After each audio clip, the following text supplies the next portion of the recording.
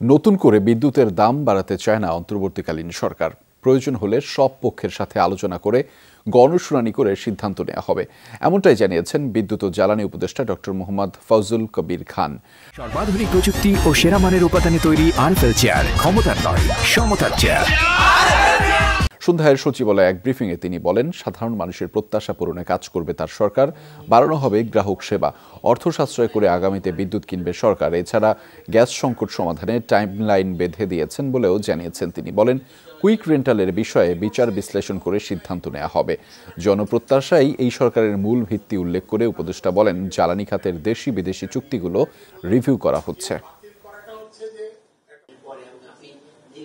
ঘন ঘন মূল্য বৃদ্ধি, এই যে বিদ্যুতের মূল্য বৃদ্ধি, এবং ওই যে সরকার যে একটা ক্ষমতা নিচ্ছে যে বিআরসি লাগবে না, সরকার ইচ্ছে করলে নিজেরাও করতে পারবে। এই ধারা ব্যবহার করে আপাতত কোনো হবে না।